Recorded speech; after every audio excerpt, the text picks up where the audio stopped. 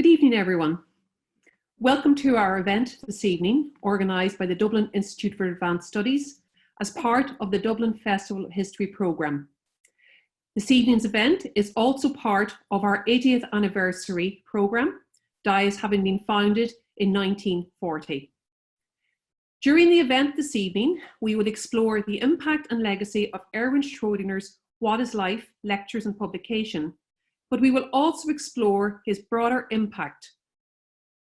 Professor Schrödinger, of course, was, as you probably all are aware, the first director of the School of Theoretical Physics at DIAS, appointed in 1940, and he spent 16 years in DIAS, the longest he spent in any academic institution. And he was a senior professor there during that time. During that time, he had his thoughts about what is life, which emerged as a lecture series and as a book. But he also did other seminal work. In welcoming you all this evening, and before I introduce the chair for our session this evening, I would like in particular to welcome among you, our participants, Dr. Leonhard Broditzer, who is a grandson of Professor Schrödinger. Leonhard is joining us from Austria, and can I say I'm absolutely delighted that you're actually joining us this evening for this programme. We will, of course, as you're all aware from having registered, be starting the proceedings by showing a documentary entitled, very appropriately I think, Thinking Outside the Box. This documentary was produced to mark the 75th anniversary of the What is Life lectures, and it was produced by New Decade Productions. I'm delighted that Professor Luke O'Neill, who was a presenter of that documentary, is with us this evening and will be on our panel. And the panel will be introduced to you by our chair, who is Martina Quinn, founder and managing director of Alice PR Events. Thank you, Martina, for actually agreeing to moderate this evening's proceedings. I'm very happy to work with Alice PR Events on this and on other communications endeavours. So it remains for me to actually wish you all the best for this evening. I hope that you actually enjoy the documentary. And once the documentary has been shown, our chair, Martina Quinn, will actually take over and introduce the panel, and then there will be some time for questions. Thank you. The Botanic Gardens may not be the most obvious place to ask the question, what is life? I mean, we are surrounded by all this wonderful nature.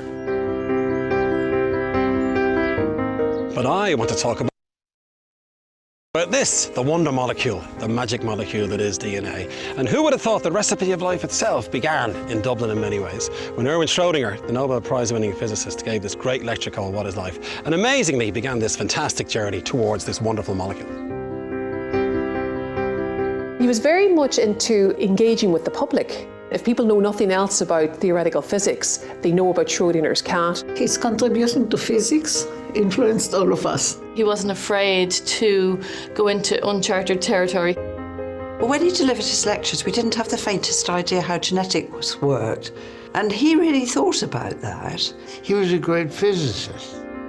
What kind of material object is a gene? Schrödinger probably was the first one to ask this simple question in a way which it could not be ignored by a biology student. He had more or less predicted what the gene would look like, and there it was. Erwin Schrödinger was a world-famous physicist from the golden age that produced Einstein, Planck and Bohr. He also wrote poetry, had an unconventional love life, and lived for 17 years in Dublin, where his lectures inspired a revolution in scientific thought.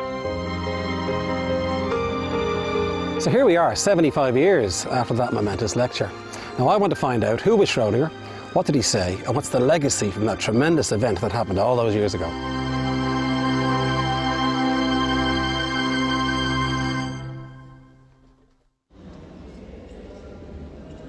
My name is Luke O'Neill, and I spent my whole life working on human health and immunology. Schrödinger always fascinated me because even though he was a physicist, he revolutionised our understanding of biology. 75 years after his hugely influential What is Life lectures, Dublin played host to a series of exhibitions showcasing his life and work, including a major two-day conference to consider his legacy and to imagine what the future might hold for all of us.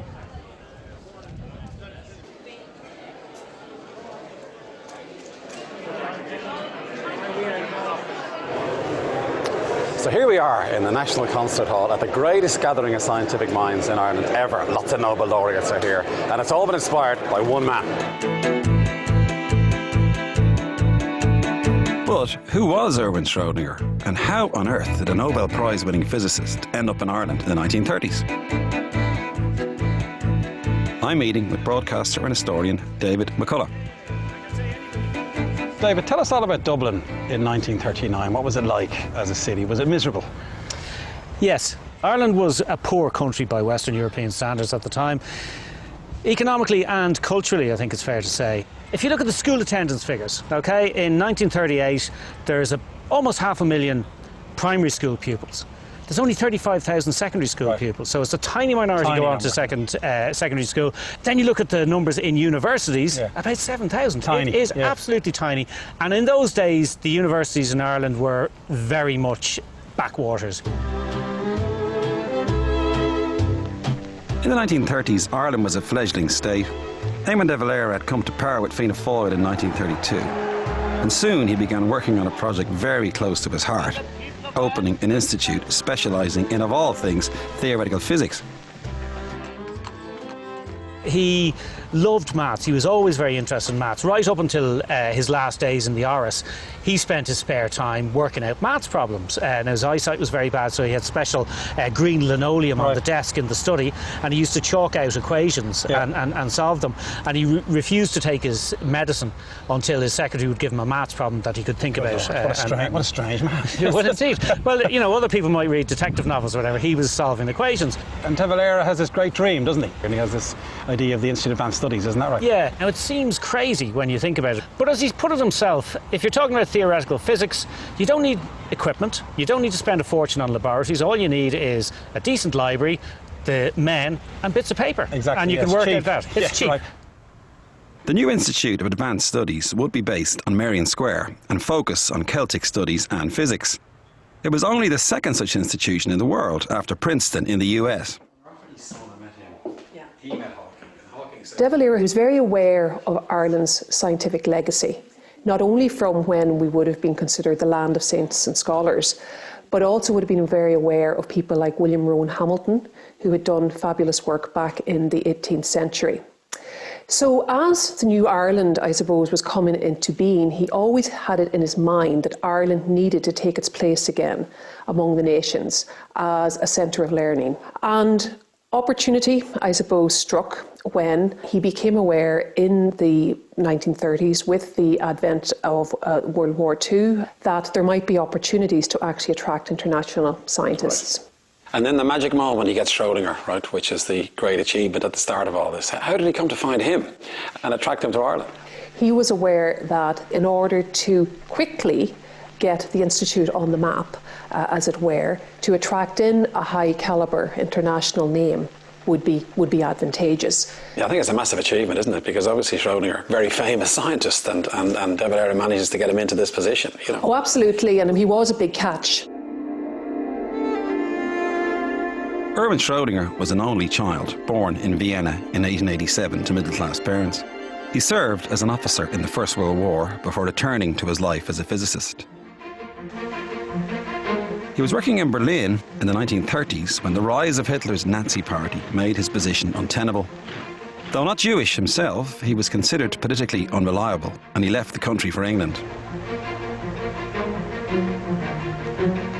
While he was in Oxford University, he learned that he had won the Nobel Prize in 1933 with Paul Dirac. Together, they had written an equation which revolutionised the understanding of the seemingly bizarre behaviour of tiny particles known as quantum physics. It was described by Einstein as springing from true genius. So here we are, Graham, a blackboard. Can you believe it? Very good, yeah. Didn't think these existed anymore, but there we are. So Schrödinger is famous for his equation. What is it? So I suppose the easiest way is for me to write it down. So the equation on the surface is actually quite simple. We have really two main components. This H here refers to the Hamiltonian, named after our own Hamilton. The famous Hamilton, yeah. So that bit's Irish, isn't it? That bit's Irish, yeah. It was originally formulated by Hamilton to basically describe classical physics. What Schrödinger did was he took the idea of the Hamiltonian as a function and promoted it to an operation that acts on another function called psi. And this psi here is the famous quantum wave function. Right. And the wave function currently describes our current understanding of the state. Right. So to have the state of the quantum world as it is now. Right. And the equation tells us how that state is going to change in time. Okay, yeah. And it's really about very small things, isn't it, Graham, in essence? I mean, that's what he got here, wasn't it? Yeah, you're talking about electrons, atoms. So this is one of the great equations, isn't it, Graham? Yeah. Where would you put it in the top 5 equations of all time? Well, I'd put it top 2, anyway, without saying which one. Yes, right. We know what number 1 is, the equals everything squared. Probably, yeah. And it makes him world famous, right? I mean, when this comes, Einstein sees it first and he goes, wow, this really describes exactly. the nature of the atomic world. Yeah, well, it changes everything, you know. Yeah. I mean, up to that, people were struggling with the nature of these small objects, and they didn't know whether to describe them as waves or as particles. Right. And this notion of this wave function as it is kind of freed people up from worrying about those things and just allowed us to do things and to calculate things. It's the cornerstone of all of material science. As big as that? Right? Yeah. I mean, everything that has happened since, in terms of the advances in semiconductors, lasers, mobile phones, it all comes back to this. So Graham, this equation really is a thing of beauty, isn't it? Yeah, absolutely. Every first-year chemistry student in this world learns Schrödinger equation because they have to learn how chemical bonds are formed. This is the legacy of Schrödinger. Schrödinger was the first one who really put that into an understanding of chemistry, of the whole of chemistry. It was an equation which every physicist could understand, and it immediately yielded the correct results for the behavior of hydrogen in most of its detail. Schrödinger gladly accepted De Valera's invitation and came to Dublin as Dios's first director of theoretical physics. From the off, Schrödinger would have actually then started to attract in other names. Dublin actually became very much a centre of intellectual discourse for quite a number of decades then. The Institute, in terms of its focus, from the very beginning, was not a teaching institution per se. Was it all about freedom, you care, in a sense? Because there was the Institute, Schrödinger or whoever on the staff can think freely, you know, and they've got time, you know, just to think deep, meaningful thoughts. Out of that comes great things, and it really illustrates that point, doesn't it? Absolutely. In 2018, Schrödinger's grandson, Terry Rudolph, who is himself a theoretical physicist, came to Dublin to see where his grandfather worked. He's still doing amazing. It's my first time here. It's not just Schrödinger. Like, you walk around Dias and you see like so many great scientists, you know, names that I use on a regular basis. Dirac and Born and Heitler, and all of these people came along. And I think that the cool thing is seeing all those photos, you know, this place is full of memorabilia of them. You sort of see, okay, yeah, they were real people and they were here, you know. They're not just something in a book. The appointment of Schrödinger in wartime Ireland was just a classic example of an investment in blue skies research. It takes just one or two great ideas to give you something completely new, to give you, you know, the laser or the transistor or things that have completely changed our modern world. And of course, yeah, you're going to spend a lot of money on things that you won't be able to commercially exploit. Right now, the pressure is always, oh, we'll go find some private investor to do it, and then maybe the government will give a bit of extra money. You know, you can't support people because they can come up with some story to justify their commercial research. You support them because they're bright, creative, intelligent people, and you know that good ideas some fraction of good ideas will actually be useful.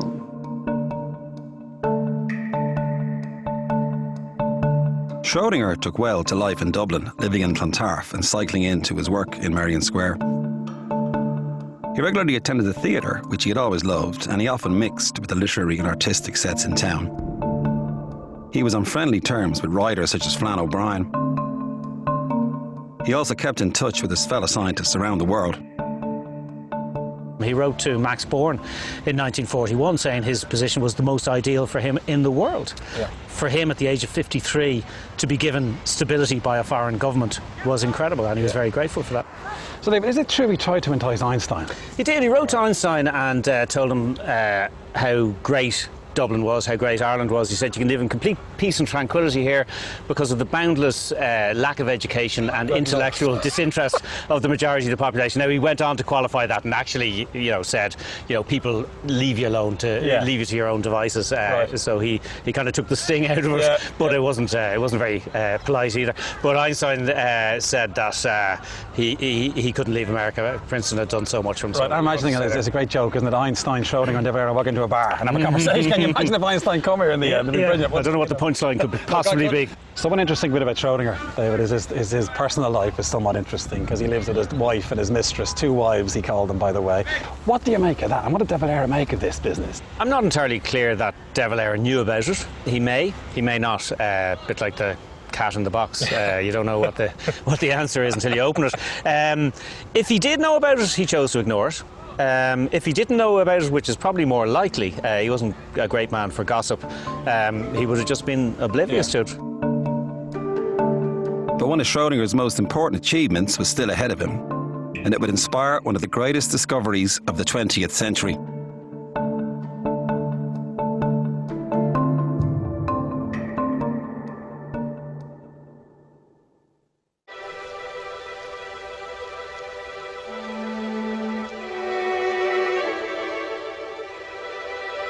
Even though he won the Nobel Prize for Physics, Erwin Schrödinger is today perhaps more famous for his thought experiment involving a cat. Essentially, he imagined a scenario where a cat is placed in a sealed box with a potentially lethal poison. Because we can't know for certain if the cat is alive or dead until we open the box, we could in theory say that the cat is both alive and dead at the same time. The cat thought experiment was devised to illustrate the strangeness of quantum mechanics if you could apply it to everyday macroscopic objects like cats. It all comes back to the wave function and how you interpret it. So when you open the box, Graham, you see if the cat's alive or dead. That's the essence of the experiment, isn't it? Yeah, that's the idea. And his argument was that, this is plainly absurd. We don't see this in everyday life. And so it was an argument against this interpretation of quantum mechanics. But, it does behave that way. I mean, we've since found out that quantum mechanics is that weird when it's applied to very, very small things. Right. And as the refinements have come in various decades afterwards, we now kind of understand why, we don't see half-dead cats and things like walking that around in everyday life. Yeah. So if Schrödinger were alive today, Graham, and he realised he was famous for a cat, how do you think he'd feel? Yeah, it's a good one. I actually don't know. I would imagine he probably isn't too happy about it, but you never know. While he was in Dublin, Schrödinger, like other physicists around the world, began to look outside his own field and to take a growing interest in the area of genetics and heredity. Of course, Schrödinger was a physicist, not a biochemist, not a biologist at all. And so he brings a sort of hybrid vigor to his look at another field, which is very refreshing and encourages us interlopers to be brave and try to make a contribution to some other field just out of our own naive enthusiasm. But his was far from naive. In 1943, Schrödinger delivered a series of lectures in Dublin that would change the world.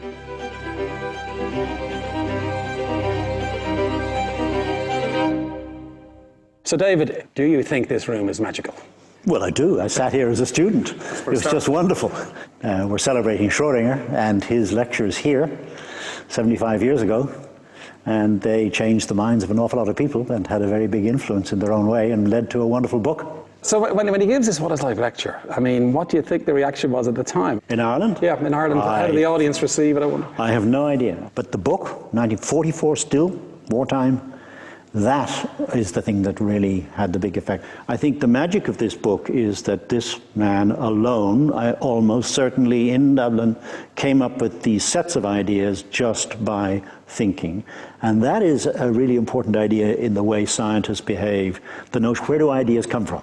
He sat down and asked, what is the logic that we know from a very small number of things about genes. The logic drives us towards the idea they've got to be molecules, they've got to be small in one sense, capable of fitting in a sperm, for example. But he talks about the genes as having been tiny, where there's a wonderful amount of order, and he talks about a stream of order coming out of the genes and causing the organism to be the way it is. And it's just great phrasing, isn't it? You know? Stream of order. I mean, it's so beautiful. Now, the one word that doesn't appear in the book is information. And yet now, information plays such a large part. And the concept of a code, right? I mean, it seems as if that was magic. Something that and it wasn't original, it wasn't necessarily, but he captured that, didn't he, very, very well? Well, you see, he treated a molecule as a stable thing, very, very important. Genes have to be stable. He describes them as, in effect, the same as a crystal. He has a very clear idea that the molecule is long and presumably thin, because it's got to be. And then he uses the analogy of Morse code. Fantastic.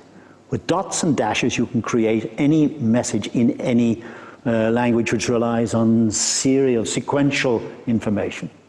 And we know, of course, what he's talking about is a molecule which looks in every way that you and I can imagine, and I think the general public can imagine, is long and thin like a DNA molecule. The rigor of his argument, the logic of his argument was so beautiful. The idea of it being a crystal, he used the word crystal, and then this famous phrase, aperiodic crystal. Now, what's the difference in a periodic crystal and an aperiodic crystal? He says it beautifully. He says, periodic crystal is like wallpaper. It's uninteresting and repetitive. An aperiodic crystal is like a Raphael tapestry. So the idea being that in a tapestry, there is rhythm and repetition of a kind, but there's complexity in there. Even with the travel restrictions at the end of the Second World War, Schrödinger's little book, What is Life, was being read around the world. I read his book, What is Life? I read when I was after teenager, young 20s, and it gave me a boost. I can't remember who recommended it to me, but I immediately saw this was my kind of science writing. Crick read it as a physicist.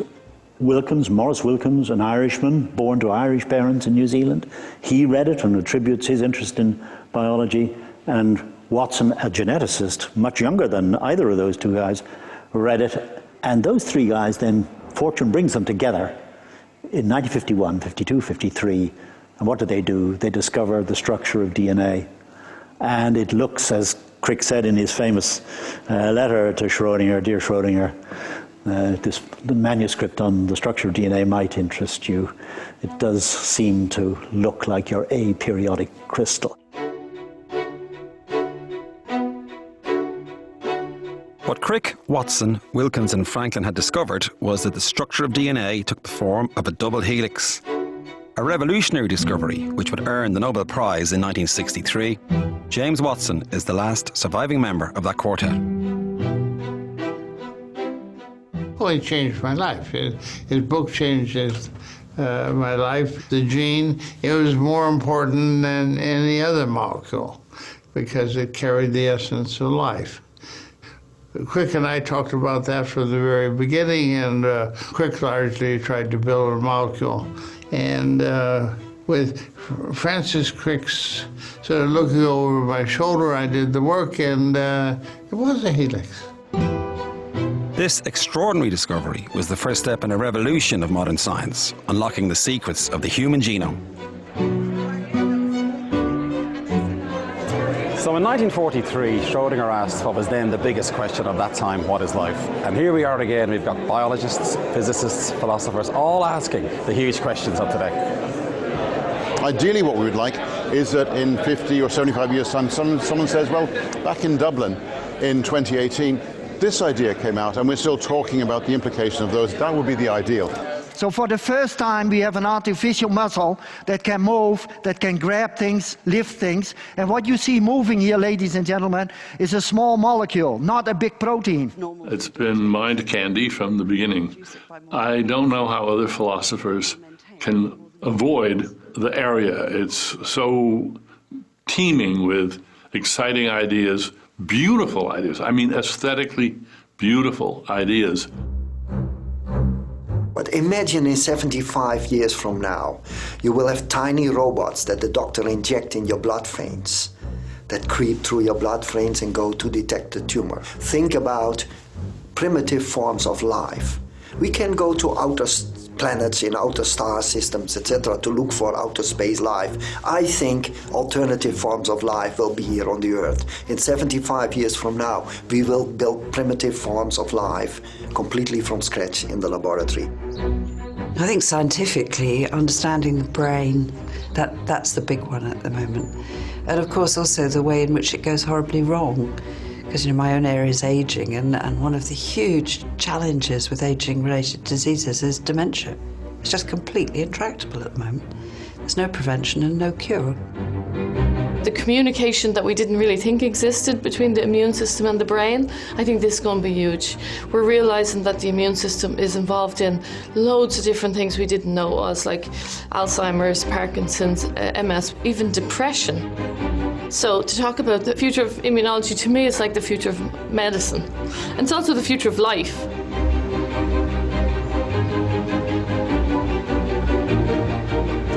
So Schrödinger really was a massive inspiration to many of us. He was a physicist who went outside his comfort zone into biology and really addressed one of the biggest questions, what is life? And with this inspiration, we can now look forward to the next 75 years and science's attempt to ask some of the biggest questions in life, the universe and everything.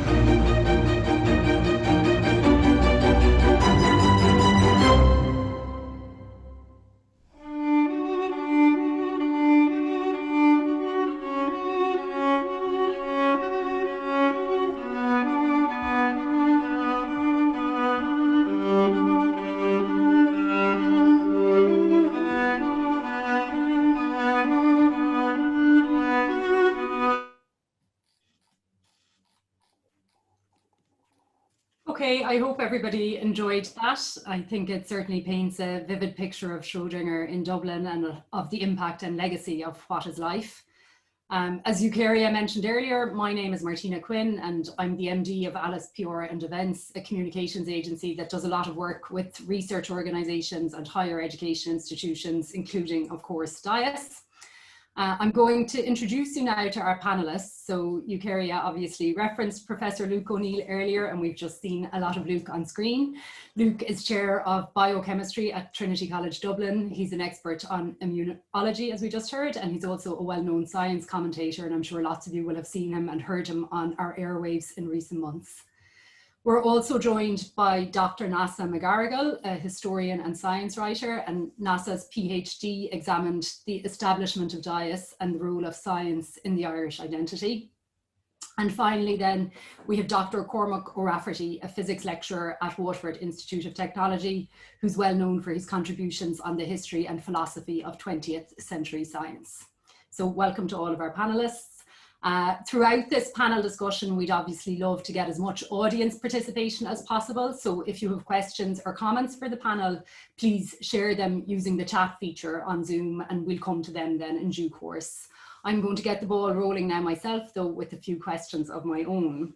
Neasa, I'm going to come to you first, if that's okay. DIAS was a very young institute when Schrödinger gave his What is Life lectures. Can you tell us a little bit more about where the idea for DIAS had come from and what it meant for the Ireland of the 1940s? So DIAS, a lot of people say that it was De Valera's brainchild and that it was really his passion of physics and maths and either obviously Celtic studies as well. From my research, I've shown that the first idea came in 1936 when the Dean of Science at UCD wrote to De Valera and said that Dulcig Observatory was available for the nation and that hadn't had a keeper for the last couple of months since the last keeper died. So he was really pushing it on to use Dulcig for some of the neglected sciences in Ireland, and he pressed upon him like the importance of the international viewpoint of a lot of these scientists. So he was actually really highlighting astronomy, which later became incorporated into DIAS in the School of Cosmic Physics. But when De Valera went in to investigate this, Dulcig wasn't as easy a venture as he thought initially. So it did get incorporated in 1948. But in the meantime, he had reached out to the former Royal Astronomer of Ireland, Edmund Whittaker, who used to teach him when he was still a student. And Whittaker was really heavily involved in helping refugees from Europe come to Britain. And he would be in Scotland at that point.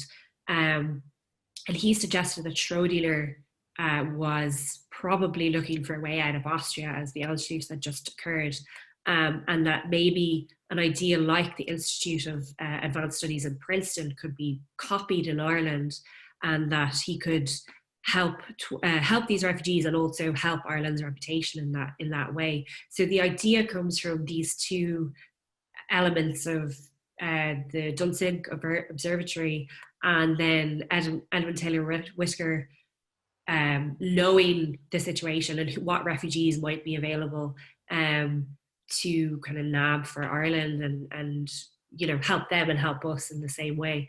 So that's kind of the catalyst. And then from then on, De Valera just ran with it. Celtic Studies was also something he had been looking at to sort of incorporate into the Dublin Institute.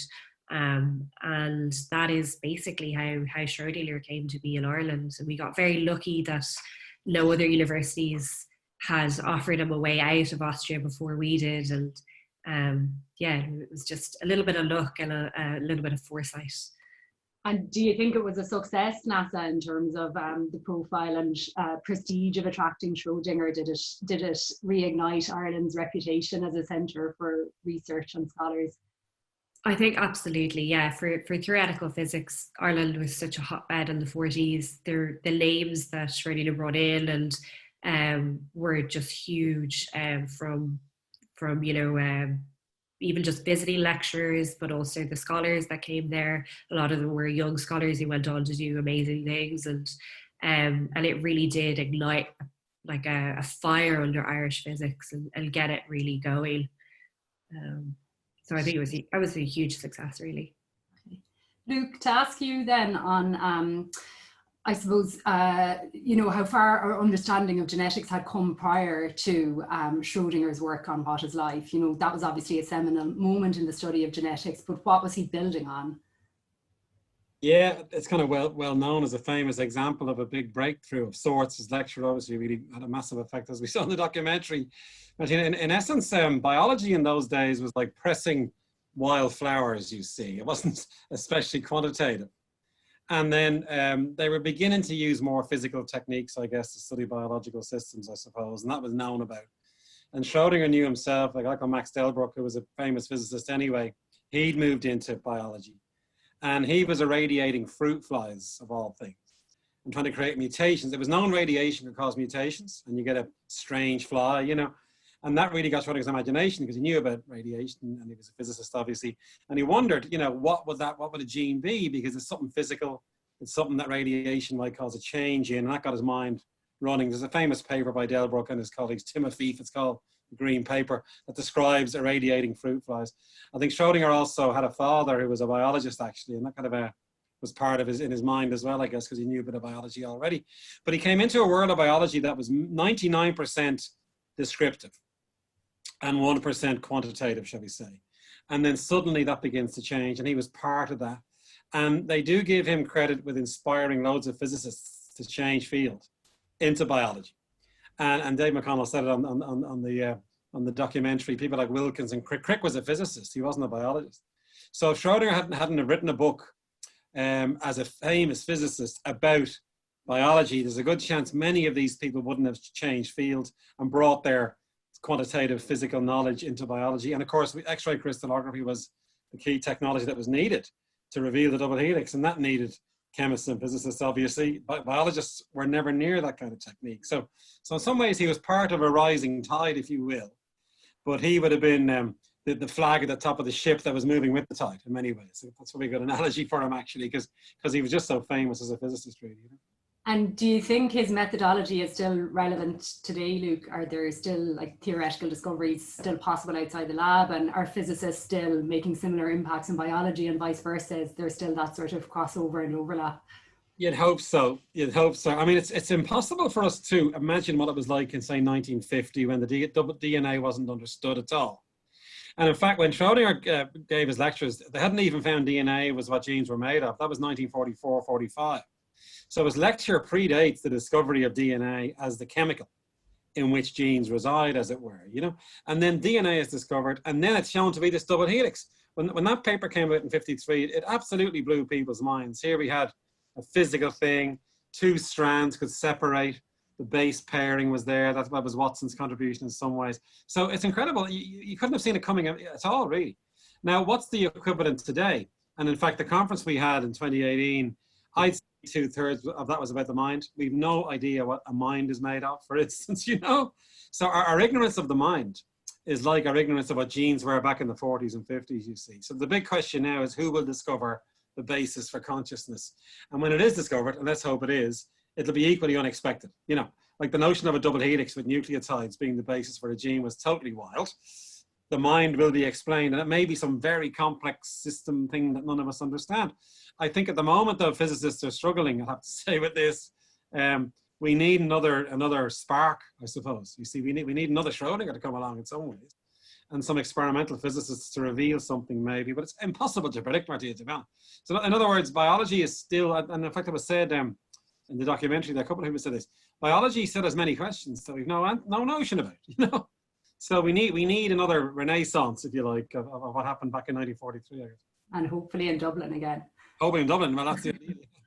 So, Cormac, to ask you maybe a little bit about Schrödinger's work outside of, you know, we're obviously very focused on what is life tonight, but prior to coming to DIAS and coming to moving to Dublin, he had obviously won the Nobel Prize in 1933 for his work on atomic theory.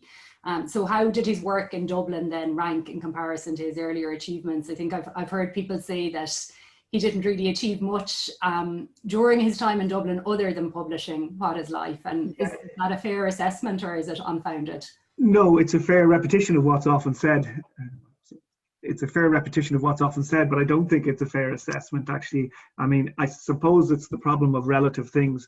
What is Life was just such an inspiration to so many people and documented as such. It's actually very hard in science to find, you know, well-established examples of inspiration that we know about that are documented. And that's why it's so important. But yeah, in terms of, he did at least two other very, very large things while he was there. One of them was very interesting to me because it wasn't successful. It's like an unfinished symphony. And again, when we do the history of science, we tend to list off all the successes and forget about the background work into something that may not have been successful. And that was his work on unified field theory. Today, of course, Stephen Hawking made that famous in terms of calling it a theory of everything, and everybody knows what it is, the attempt to write down one equation for all the four forces of nature. But in fact, Einstein and Schrödinger were about two of the only people in the world working on that at the time. And Schrödinger, when he wasn't doing biology, one of the main things he was doing was trying to do exactly that. Now, we now think nowadays the way in which he was going about it isn't the way we'd go about it now. But I think people often forget to point out that at the same time, just about every theoretical physicist in the world I know is still working on that problem. So it's not a, you know, it's not that it's no longer a problem, it's just that nobody cracked it.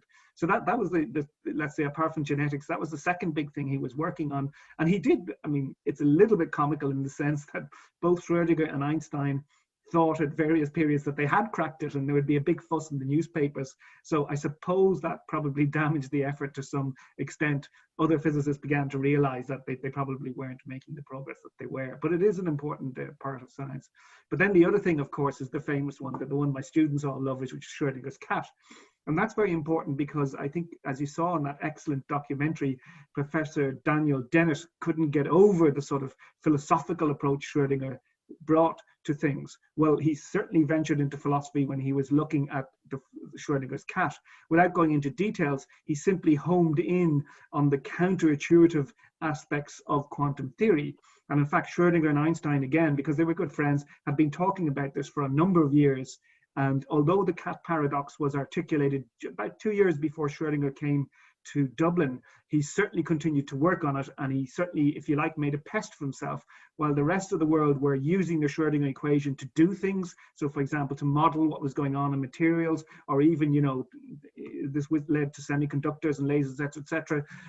Schrödinger was much more nagging at the problem of what does it all mean, because deep down the interpretation of quantum theory really is difficult. It's you know, exactly the opposite of what scientists want. In one sentence, I would say the main interpretation, the conventional interpretation, is that a given particle only jumps into a state when we look at it. And the problem is then, well, what the hell is it doing before you look at it? And this was the famous Schrödinger cat. But is the cat both dead and alive before you look at it? And that's why when you make the measurement, it can be dead sometimes and live other times. And he really sort of brought that to a crux. But most importantly, just like in What is Life, it's partly the way he wrote, I think. He wrote it in a way that anyone could understand the paradox. And I think philosophers would say that that's exactly his gift. It's extremely difficult to articulate a problem in philosophy, and particularly the philosophy of physics, to people who don't have a background at it. And yet Schrödinger was able to do exactly that. And my understanding is, I would say about 3/4 of philosophers who look at physics, nearly always you'll find that they're basically looking at Schrödinger's cat and other problems with quantum interpretation. So that was certainly an important piece of work he was doing then. Of course, again, it's not a resolved problem. People don't really have an answer to that problem now. So I suppose it doesn't get notched up as a success in the way that What is Life gets notched up as a success, but it certainly wasn't trivial work, not at all. And I want to come back to some of the points you've made about his communication skills later, because it's obviously a subject close to my own heart. But just before I move on, to tease out your points there about the overlap between science and philosophy a little bit, and I think that comes across quite strongly in the documentary as well. Do you think that there's a touch of a philosopher in all scientists? You know, how much can the two disciplines learn from each other, and how much do they sort of sync with each other?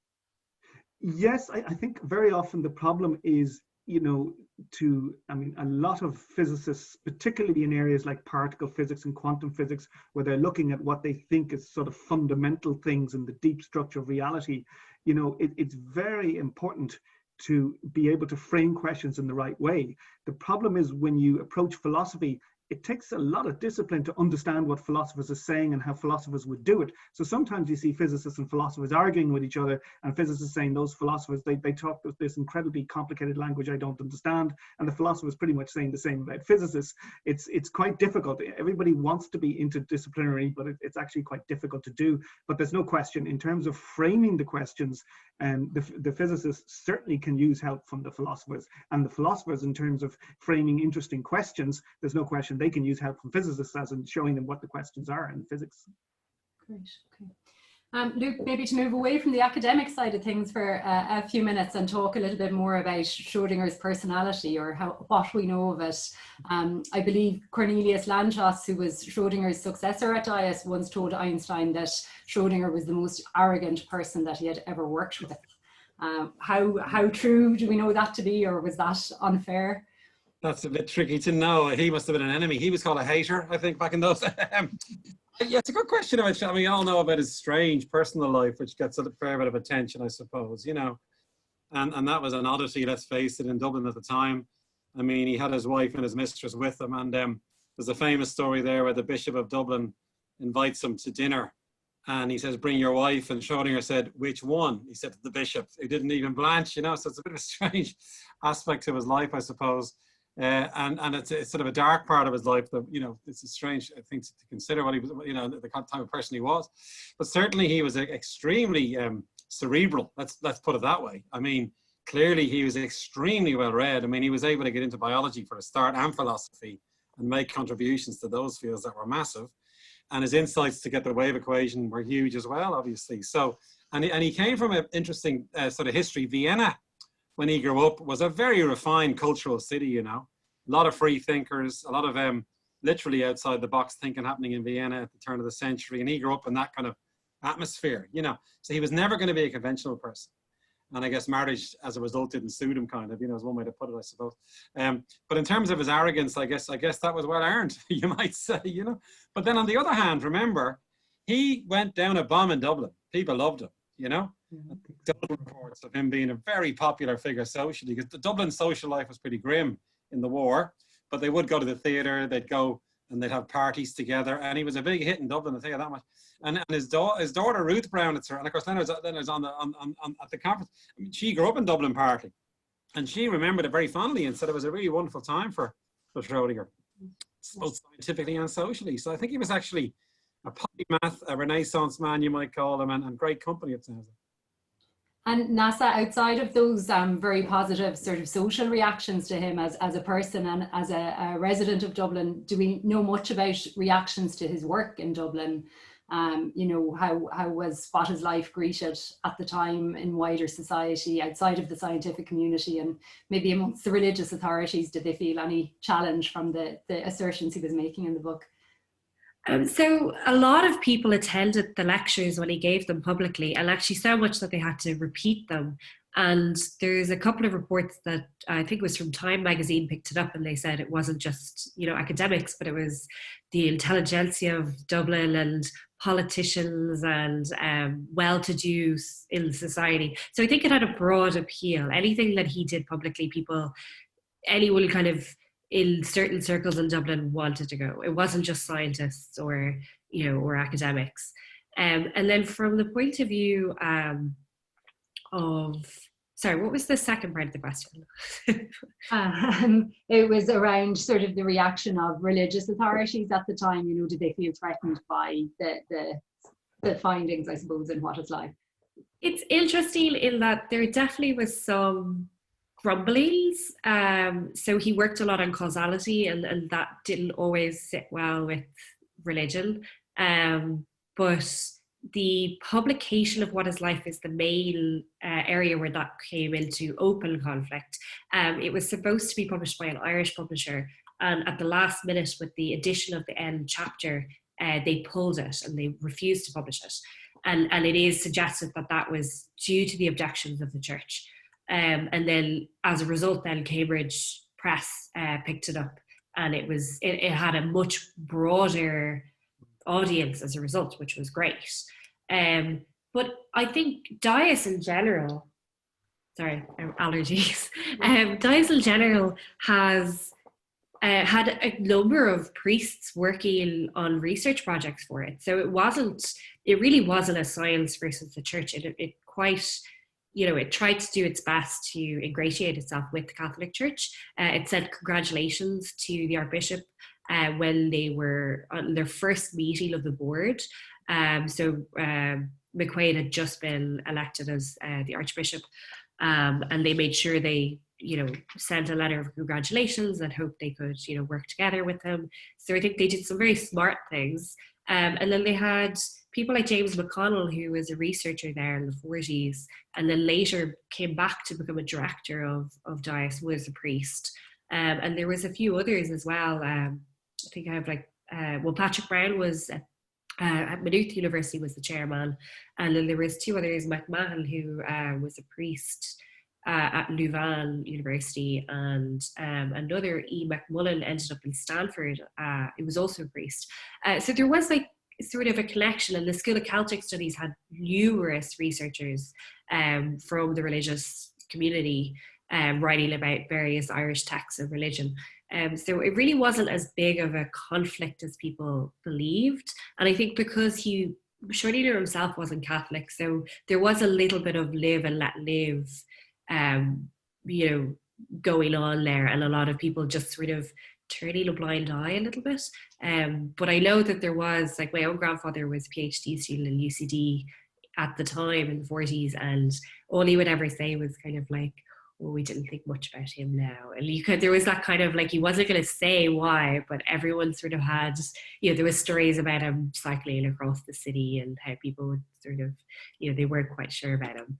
But at the same time, more kind of liberal-minded Dublin were very open to him, and he was very popular in literary circles. So he really captured the imagination, I would say, one way or the other. And in the Ireland of the time, he was certainly a novelty, I'm sure. So. Just to return to the point that Cormac touched on earlier then around communications, and as I said, this is obviously something that I have a very strong interest in myself. We hear a lot nowadays about science communication and the importance of scientists effectively communicating their work and their research activities. And I suppose we see in the documentary very clearly that Schrödinger did that really well. He seems to have had a real talent for it, and he used the cat analogy obviously to explain a very complex scientific idea, as did Newton with an apple and Einstein with his clock paradox. So my question, and this is for all of you really, is, you know, does a scientist need to tap into public consciousness by coming up with those sorts of catchy words or ideas? And were people as concerned back in the 1940s in Schrödinger's day, were scientists as concerned about finding easy ways to communicate their research to the public as scientists, as contemporary scientists are? Luca, maybe you're a champion of science communication, I think, so I'll maybe throw that one to you first. Well, it's a great question to ask about Schrödinger, Martina. He was a fantastic communicator. In fact, he was a great teacher. He loved teaching, and he's on record as saying, he was asked once if he hadn't become a physicist, what would he done? He said, I'd be a teacher for definite, immediately, you know. So in many ways, it's about being a really effective teacher. And what that means is communicating. The best teachers are the best communicators, you might say. And he would talk this stuff to anybody, you know. And what he's grappling with are very complex ideas here, remember. And managing to get them into a form that people can think about. And Dave McConnell said it, the idea of a tapestry, a stream of order. These are fantastic phrases, you know. And then the famous cat, I mean, you can't really beat that as a way to communicate the complexity of the quantum world in many ways. So, and I think he was, as I said, I think the reason for that was his Viennese upbringing, actually. They reckon his education was very liberal arts based. So he's brought up in that kind of philosophical humanities tradition, became a physicist, and then he could use that training to good effect, I suppose. So, and I don't think it was a case of him trying to, you know, raise money or anything like that. It was just purely he wanted to communicate things effectively to people. That was uppermost in his mind, and he was extremely skilled at doing it. And in fact, the What is Life book wouldn't have worked, of course, unless he could have described these things to physicists really, you know, in a way that they could understand. If it was too obscure, they wouldn't have read it, or they wouldn't have got much out of it, you know. So it was his skill to communicate in many ways that triggered the revolution, as well as his scientific ability. And Neasa or Cormac, would either of you like to come in on that? How important do you think having that skill at communications is for scientists, both then and now? Yeah, if I may, I would say, I mean, I wouldn't expect all scientists to have it, but what, you know, I hate the old cliche of the brilliant technical mind that can't communicate. It's quite interesting that quite a few really gifted scientists are very good communicators. Thank you very much. I've often noticed it, but I certainly wouldn't expect all scientists to have that skill. I'm a little bit in two minds about something that's developed since Schrödinger's time, which is this sort of professional science communicator. Because on the one hand, I'm always amazed at these people who can write really well about a field that's, you know, that's not their field, and they mightn't even have a PhD in science, and yet they can write very well about a field. But it is, you know, half of me thinks that's fantastic, and the other half, sometimes, especially if it's something in physics, I kind of realize, yeah, but the depth of understanding isn't quite there, you know. So there are two sorts of science communicators. I would say Luke himself, for example, is very much in the Schrödinger tradition. You're hearing from the person themselves who's doing the measurements, etc., etc. Then there's another sort of science communicator nowadays who is someone who's just simply really, really good at coming up with metaphors and analogies, you know. So it's a different skill, really, two different skill sets. Two different sorts of communicators, and there's plenty of room in the world for both of those sorts of communicators. And Neasa, anything to add there? Yeah, I think so. There was some pressure in that the lectures that he gave for What is Life were a statutory requirement of DIAS. So he had to give public lectures every year. So there was some pressure to kind of show the country where their money was going. I think politically there was a lot of pressure on DIAS in that way. So he was doing those, he actually gave the lectures on What is Life. He admitted to, in a letter, that he was bored stiff with accounts of electrons, wave mechanics, and interdeterminacy. So it was out of just, I can't give the same lecture another year in a row, and he wanted something different, and that's how he came up with it, which I think is kind of interesting in its own way, that the pressure to communicate led him down this avenue. And then later as well, like some of the press surrounding the work he was doing and that Einstein was working on as well, he admitted that he kind of jumped the gun and said that he had solved the problem a little bit too soon, just because he really wanted to give Ireland a bit of publicity, and that he was clearly feeling a little bit of pressure to give back to Ireland, having done so much for him.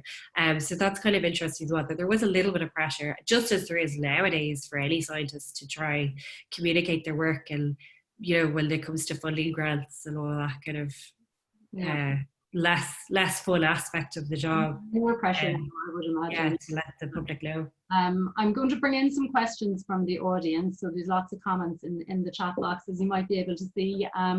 So one question, which is quite related to the points you're just making, Neasa, is should the current government be looking at new ways to bring international thought leaders to live and work in our universities? Or maybe are they doing so at the moment? Do you think there's any incentive for the 21st century Schrödinger to be attracted to come and live and work in Dublin?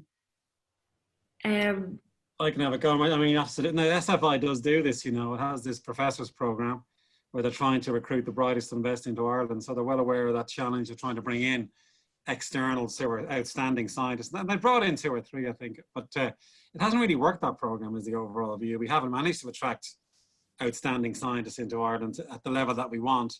There could be any number of reasons for that, though, by the way, not just to do with us, our local conditions either, by the way. So it's hard to know why that hasn't quite worked.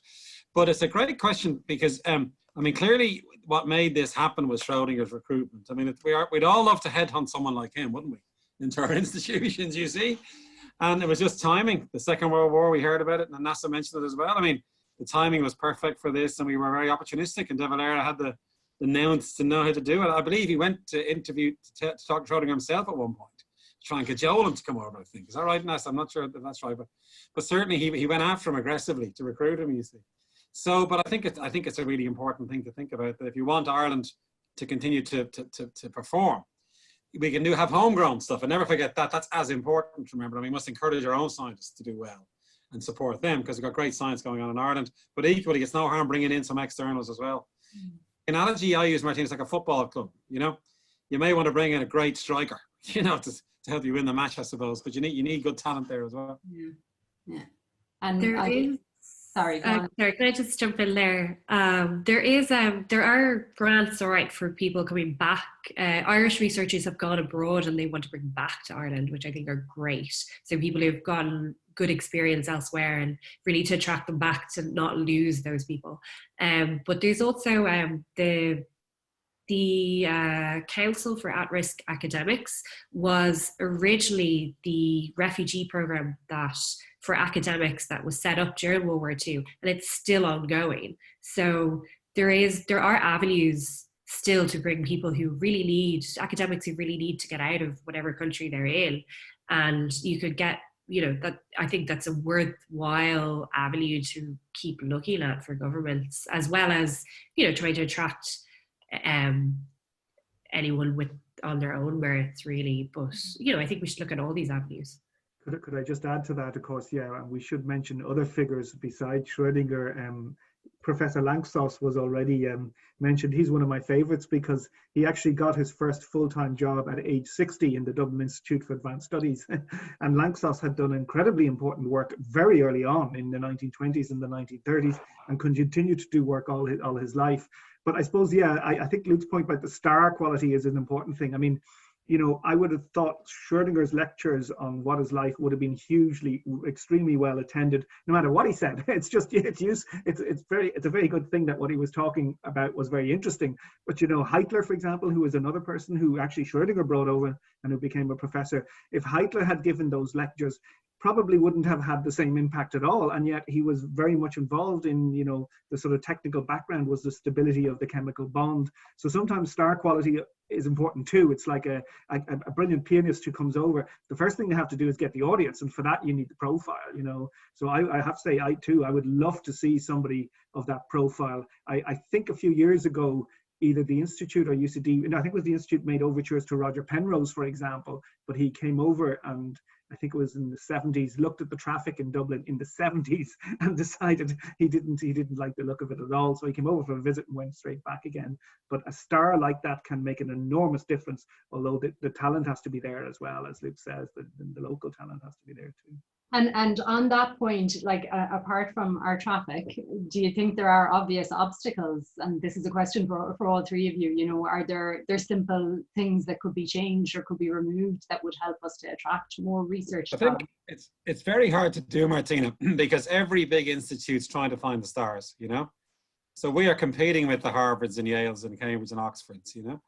And if you are a star, you mightn't want to take a chance because you can get funding. The labs mightn't be as well equipped as they are in these other places. So it's a bit of a risk. And I was head of school here for a while. You know, it was very hard to recruit people at that senior level. And that wouldn't be unique to us. Any provincial university in the UK has the same issues. Remember, the fact that Ireland does well is remarkable because they all go to Cambridge or Oxford or Imperial or in all the places in ETH. We all know there's landmark places which attract the brightest and best, you see, and that's natural. You'd expect that in a way. So it's hard to break into that circle and get them to come to Ireland. And the fact that we've managed to do it on, you know, a few times is really good, I think. And then the fact that we've got some homegrown talent that's competing as well. So, and I think that the Schrödinger story was an anomaly in a way because it was the right place at the right time territory in a sense.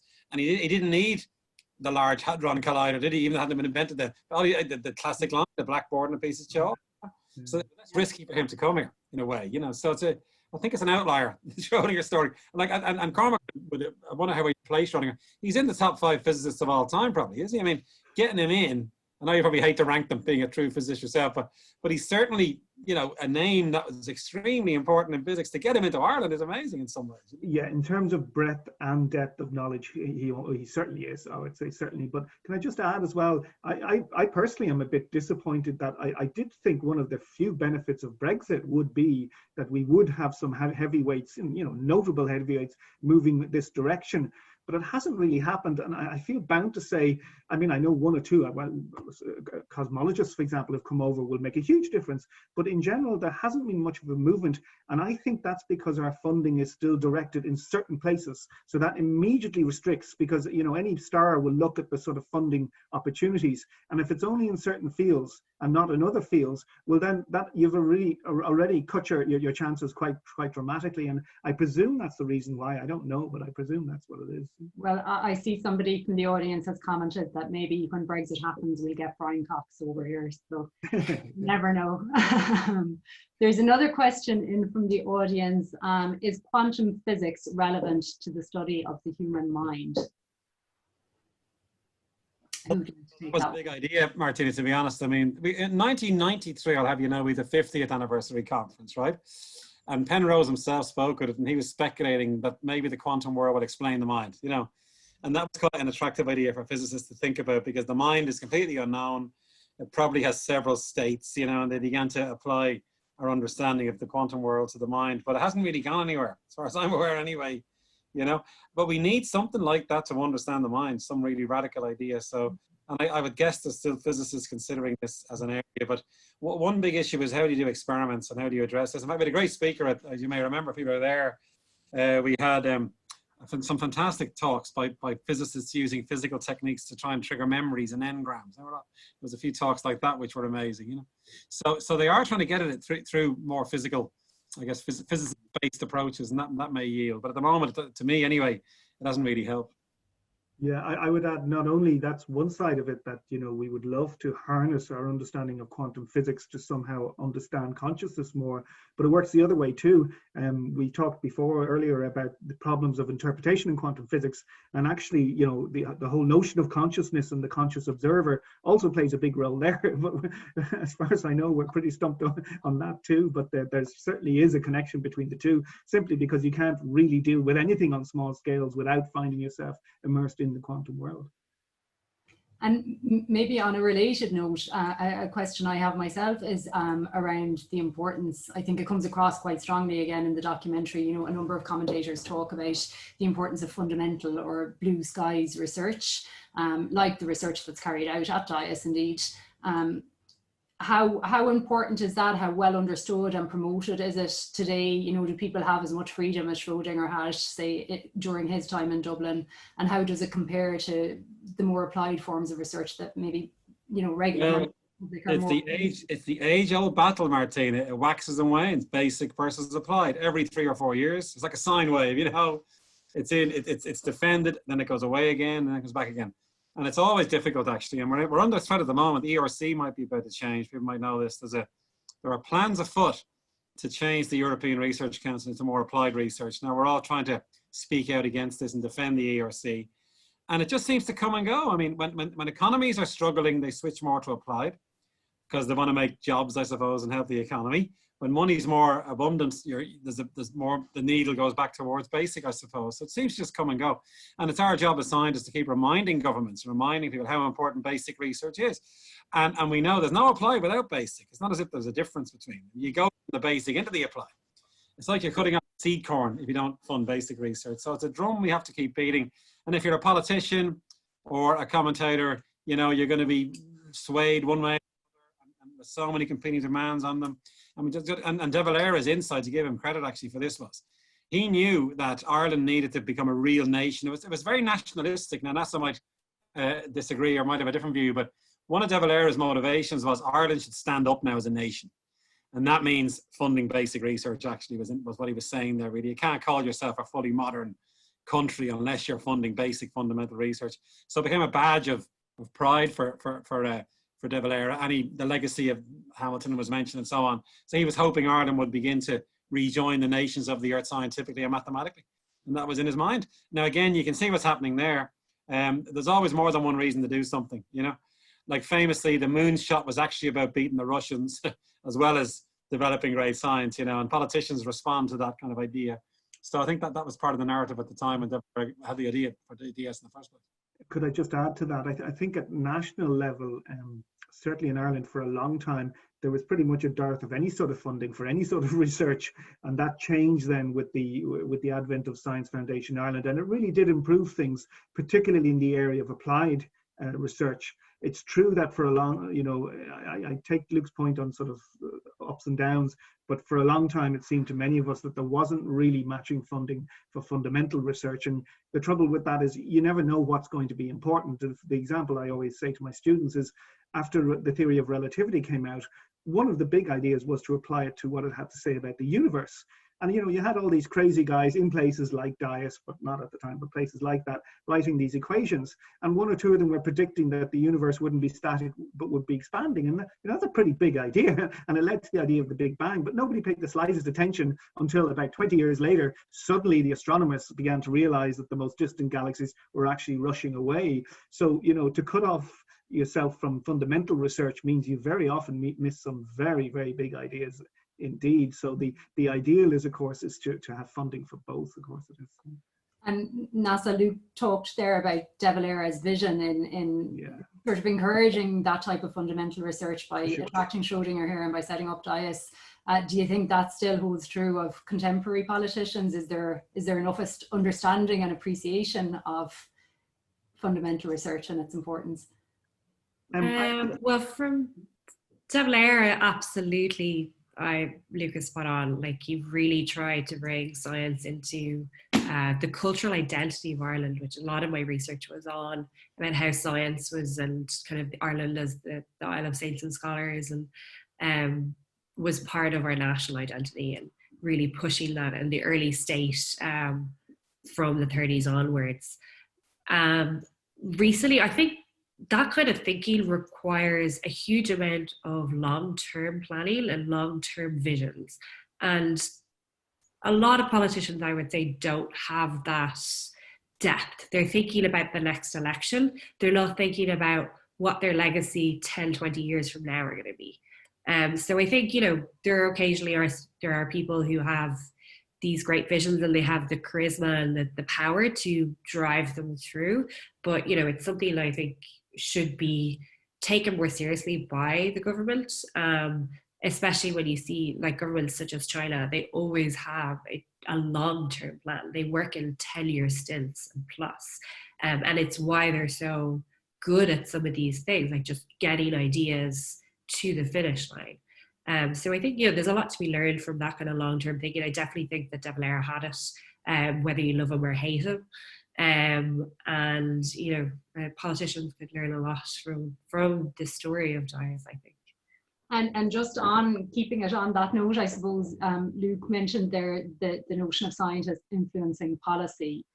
Do you think that the role of the scientists has changed a lot from Schrödinger's day? And, you know, how much onus is there on the science community themselves to sort of change government's hearts and minds around? Yeah, well, as Cormac said, not all scientists should be doing that. Your job as a scientist is to discover really great things. That's your primary goal in life. life, okay?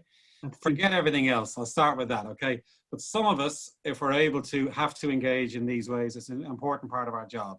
But it shouldn't be an obligation on all scientists to do that, would be my view. And then, but it's the real world. These people are in control. They control the money, you know? You've got to make a case to them to fund things we want funded. And we've been lobbying. I'm very happy with Simon Harris. I mean, that's a great step for us now because we now have a voice at the cabinet table, which is brilliant. I mean, it was ridiculous for the past 10 or 15 years that the third level sector was neglected so awfully, you know. And now I think they give credit to Fianna Fáil. I mean, the funny thing is David Eyre is a Fianna Fáiler. Now, this may or may not be true. NASA might know more than me. Whenever Fianna Fáil were in power, they would be inclined to do these kinds of things, you know. SFI happened under a Fianna Fáil PD coalition, remember. So there's that legacy there, you see. So I think that's important to remember. But we can't be stupid either. You have to say why you want the money. You can't just say, I'm going to discover the secret of life. That's not good enough, you know. You can say it in one way, but you've always got to say, look, this will benefit humanity and make a case for the money coming in. Remember, there are many, many people looking for that money, and we're up against those other people as well. So there's ways to do it, Martina, but it is a very important job. I mean, some of us have to do it, and if we're good at it, we should keep doing it, you know. And then great scientists go back to the lab and make a great discovery. That's fine as well. And do you think that maybe that's becoming even more important in the current context where there's such sort of anti-science movements on the rise? And well, they've always been there. They were worse in Schrödinger's time, you know. I think the COVID pandemic is telling us science is back on the agenda in many ways, and it's a great opportunity in many ways for scientists to step up now and help in a very serious problem. So I think the anti-science movement will always be there, and that's their business. I mean, as I say, why I became a scientist was take nobody's word is the motto of the Royal Society, remember? If I produce all this evidence to wear masks, you can decide, is that real or not? If you say I don't believe the evidence, that's your decision. I'll say, show me evidence against it then, you see. So there's a way to counter anti-science with science. It's very important. Could I just say lay the evidence out there, put it on the table and say, come on, if you disagree with that. But I think now more than ever, Martina, we need great science. Of course we do. And we've been saying this for years as well, by the way, and look at climate change, all these big issues need science. The great news now is, of course, or at least the way to describe it, I say, is science will beat COVID-19. That's for definite. Without science, we're not going to beat it, right? Equally, and Cormac can agree or disagree, it was physicists who won the Second World War with the atom bomb, you know? So in other words, there was a technological way. Now you might say penicillin won the war as well, by the way, a great biological agent. But so in other words, at different times in history, science steps up. And now more than ever, we need science to step up and make a difference. And Cormac, you wanted to come in there? Yeah, if I could just add as something with contemporary, as in literally today's relevance. I did think in terms of media messaging, I thought the Irish took a good approach to COVID, where almost nightly you were hearing from actual health experts, not from a third hand or fourth hand. You were actually hearing from the scientists themselves. And I thought that was the way to go. Nefit, however it's pronounced. Kind of a little bit disappointed to see just in the last few days that there's now going to be an extra layer of admin between them and the government. They will now advise a different kind of collection of civil servants who then advise the government. I don't know what Luke thinks about that, but to me, I thought they had done things exactly right. Unlike, say, the United States, you had a situation where politicians were listening directly to scientists, not listening to them through various different layers, all of which would pretend it wasn't their fault when things went wrong. That would be true, Cormac. The trouble is there's not many scientists on NEFIT, is the strange thing. Look at the composition of that committee. Now, there are some, and there are doctors on it, which is great. A lot of them aren't scientifically oriented, but they're very scientifically literate. I think what struck me, and everybody can comment on this if you like, I've been very impressed with how literate the Irish public are. Now, what I mean by that is, we can describe science, and you've seen me do it over COVID and other contexts, and I'm always impressed by scientific literacy. I think we're blessed in a way. We have a reasonable level of literacy in the Irish public. And I think it's because they do science at the age of 15 in school. And that makes it very different to other countries. And I also think that the scientific narrative, if you will, in Ireland has always been quite strong. And SFI have supported this as well in so many ways. We've seen many programs sponsored by SFI on TV, the stuff on the radio. So I'm relatively happy with our efforts as a country to keep our people scientifically literate. And what's good is, Martina, clearly, you do science in school not to become a scientist. You do it to learn the scientific method and to evaluate data. It's a lifelong skill. And it's now more important than ever because look at the vaccine business, you cannot deny vaccines scientifically, and hopefully our public, now there will be some, of course there will, but let's hope there won't be too much of that going on once the vaccine rolls out, for instance. Climate change, it's part of being a democracy actually to have a scientific literate population. If you haven't got scientific literacy, you're not a real democracy, because people have to make their own minds up, you know. And this goes back to Schrödinger and Dias in some ways as well. And I'm sure that was partly in De Valera's mind when he set the thing up, by the way, to allow the Irish public to become more scientifically literate, hence the public lecture that was part of the whole deal. Okay, look, I'm conscious of time, and I'm going to finish with one question that has been posed by the audience and that I sort of had on my own list as well. And Luke, you touched on it earlier. My question is really, where might the next theoretical breakthrough of this magnitude in biology lie? And Luke, you spoke earlier, I know, about discovering the basis for consciousness. I don't know if you want to add to that, but I'd be interested to hear Neasa's and Cormac's thoughts on that also. What's our next big step forward going to be? Yeah, there's no doubt that that's the question, what is the mind? That's the big question in biology by far, simply because we've no notion. And you know that by looking at the therapies for these diseases. There's been no new antidepressant in 50 years, for instance. Isn't that shocking? Like a real one that made a difference. There's one, mind you, ketamine has come up as a new one, I haven't said that, but there's nothing for schizophrenia, Alzheimer's, Parkinson's. So we know the reason why there's treatments for inflammatory diseases that I work on, like arthritis, is we discovered so much about the immune system. And then you can deploy that basic knowledge to make new medicines. We need the same now in the brain. And that has to be the next frontier, by the way, I think will be my view. Cormac or Neasa, would you like to? It's a little bit outside of my area of expertise. I would say, though, again, yeah, consciousness is, again, in the sort of interpretation of quantum theory, which was of such great interest to Schrödinger himself. There's an awful lot of interesting work being done in the last 10 years where they can test some of the craziest predictions of quantum theory can actually be tested now, you know, using tiniest particles separated by, you know, several kilometers. They can find whether these things like entanglement and tunneling, all these crazy sort of predictions that we know happen to multitudes of particles, but they seem to happen to individual particles as well, which is absolutely mind-boggling. And the reason that would be so important is, again, when we try and understand exactly how the cat jumps into one state or another, and that has to be tied into the consciousness of the observer. So that is related to what Luke's talking about, although quite distantly, really. And Neasa, any closing thoughts? Yeah, I have to agree. I think the brain and also the microbiome are going to be the two big next things. You can kind of follow the money trail on this as well. So from the 90s or early 2000s, there was a lot of money put into, you know, the DNA sequencing programs, and we came out with some great science from that that's really changed a lot of biology and medicine. And now the next kind of series after that has been about 6 years ago.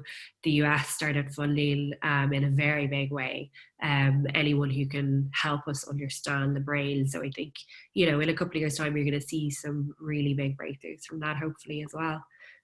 So unfortunately, it is following the money, but as long as it's been funded, I think, you know, we could get another what is life, what is the brain, what is consciousness. Okay, well, look, I'm going to leave it there. I think that was a very interesting and certainly from my point of view, a very informative discussion. So I'd like to thank our panelists, Professor Luke O'Neill, Dr. Neasa McGarrigle and Dr. Cormac O'Raifeartaigh. I'd also like to thank Eucharia and everybody at DIAS for hosting this event, and in particular to Richard and Kiva from DIAS, who've been working really hard in the background to make sure everything ran smoothly.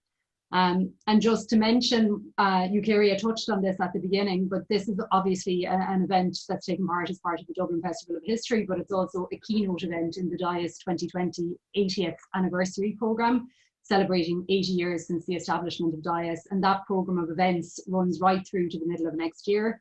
And I'd encourage you all to check out what else is coming up over the coming months. And indeed, I can tell you that the very next events are coming up as soon as this Friday, when DIAS will mark Culture Night with a number of online tours and events. And for full details of everything that's going on at DIAS year-round, you can check out dias.ie. So we hope to see you again at future events. Thanks to everybody in the audience for your attendance and for sharing your comments and questions with our panelists. And I hope everybody has a lovely evening. Thanks, Martina. Thanks, everybody. Cheerio. Thanks.